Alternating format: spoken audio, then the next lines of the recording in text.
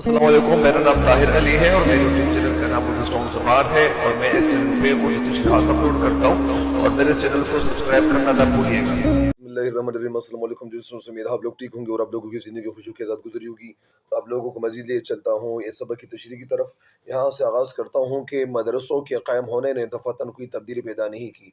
दफ़अतन यह कहा कि यानी फ़ौरन मदरसों के क़ायम होने ने मतलब इन्हें जब मदारिस क़ायम हो गए तो वो फ़ौरन मतलब कोई तब्दीली पैदा नहीं की, मतलब तब्दीली फ़ौरन नहीं आई थी।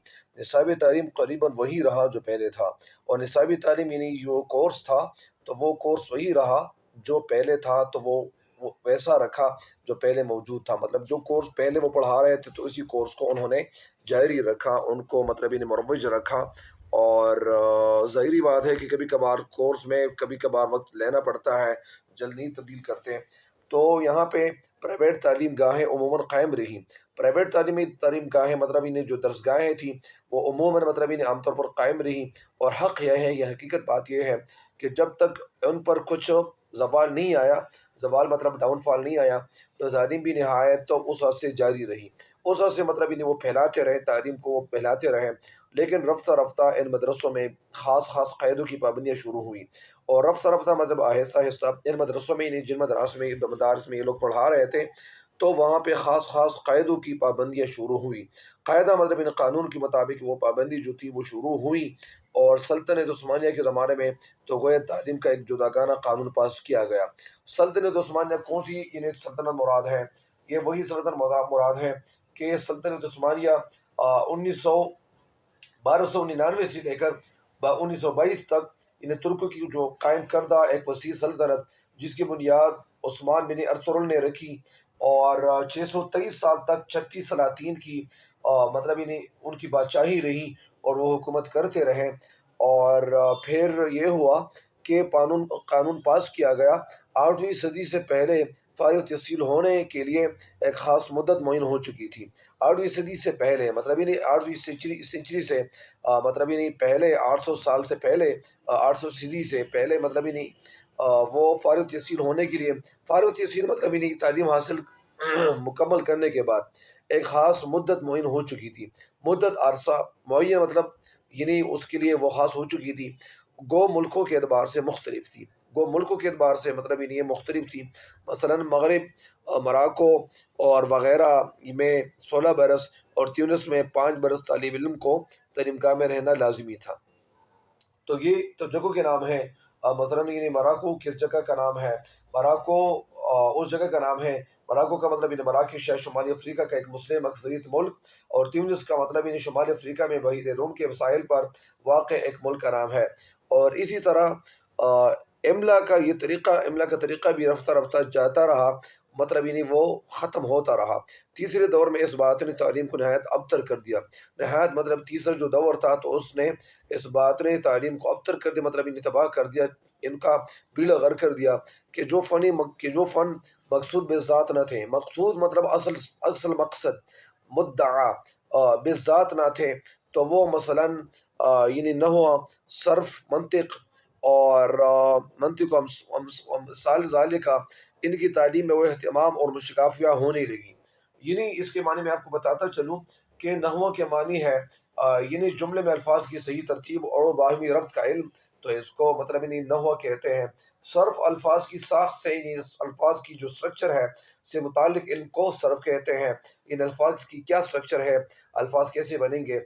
मंतिक असल में अक़ली दलाइल जानने का इल्म को मंतिक कहते हैं। अमसाल ज़ालिका का मतलब है इन जैसे दूसरे। और मुशगाफिया का मतलब क्या है? एहतमाम का मतलब यहाँ पे इंतज़ाम है, और मुशगाफिया का मतलब है बारीकिया या बाल की खाल उतारना, मतलब ये वो बात जो बहुत ज़्यादा बारीक हो, और कि उम्र का एक बड़ा हिस्सा उन्हीं की नज़र हो गया। नज़र मतलब कुर्बान हो गया। और फिर यानी और इतना वक्त ना मिल सका कि जिन उलूम की तकमील मकसूद असली थी, जिन उलूम यानी इल्म, इल्म की जमा उलूम की तकमील का मतलब मुकम्मल करना, मकसूद मतलब ये मकसद असली थे, मतलब ये वो मकसद जो असल मुद्दा था, जो असल मकसद था। ज़ाहिरी बात है कि जो लोग यूनिवर्सिटी जाते हैं या मदारस जाते हैं तो उनका एक मकसद होता है ताकि वो अपनी तालीम को मुकम्मल करें, और वो अपनी तालीम को मुकम्मल करने के लिए, अपनी तालीम की तकमील के लिए वो यूनिवर्सिटियों का रुख करते हैं। ان پر پوری توجہ ہو سکتی، یعنی ان باتوں پہ، ان علوم پہ پوری توجہ ہو سکتی۔ تصانیف کی کثرت، تصانیف مطلب کتابوں کی کثرت، تصانیف تصنیف کتاب کو کہتے ہیں، اور تصنیف کی جمع تصانیف ہے، اور جو کتاب لکھتا ہے تو اس کو مصنف کہتے ہیں، انگلش میں اس کو اتھر کہتے ہیں۔ تو تصانیف کی کثرت، کثرت کا مطلب یعنی زیادہ ہونا، اور ان کا درس میں داخل ہونا مطلب یعنی درس میں داخل ہونا۔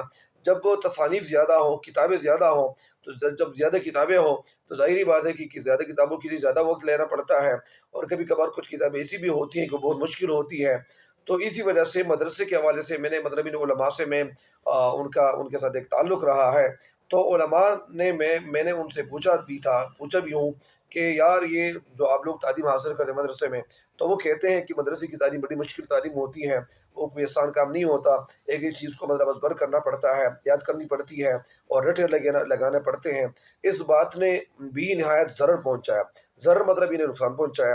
پہلے اور دوسرے دور میں زیادہ تر فن کی تعلیم ہوتی تھی، پہلے اور دوسرے دور میں زیادہ تر فن کی تعلیم، یعنی فن کسے کہتے ہیں؟ فن اسے کہتے ہیں جس کو انگلش میں آرٹس کہتے ہیں۔ آرٹس میں کون کون سے مضامین سبجیکٹ شامل ہیں؟ وہ مضامین جو فن کا مطلب کیا ہے؟ فن کا مطلب یعنی فنا ہونا۔ وہ سبجیکٹس جو یہاں پہ مطلب ہم لوگ پڑھا رہے ہیں، جو ٹیچر ہے تو یہ ایک فن ہے، اور جو مطلب یعنی جو کچھ پڑھا رہے تو ان کو ایک آرٹسٹ کہتے ہیں۔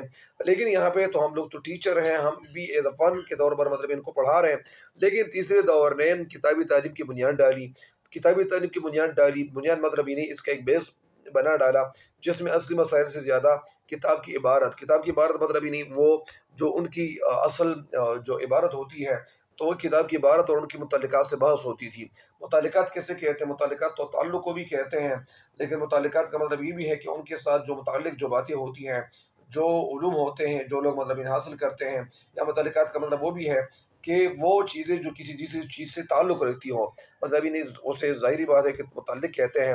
ان مدرسوں میں فلسفہ، منطق کی تعلیم کا نہایت کم اہتمام کیا تھا۔ ان مدرسوں میں، مدرسہ اس جگہ کو کہتے ہیں جہاں پہ لوگ درس دیتے ہیں، اور جو شخص درس دیتا ہے تو اس کو مدرس کہتے ہیں، تو تدریس دینے والا۔ تو ان مدرسوں میں فلسفہ، منطق کی تعلیم کا بہت کم اہتمام تھا۔ کم اہتمام مطلب یعنی کم پابندی کی جاتی تھی، اور اکثر نام اور مدرسوں میں ان علوم نے رسائی ہی نہیں پائی، اور اکثر جو نام اور مطلب نام رکھنے والے مشہور مدرسوں میں ان علوم نے رسائی ہی نہیں پائی۔ رسائی مطلب پہنچ، یعنی دسترس۔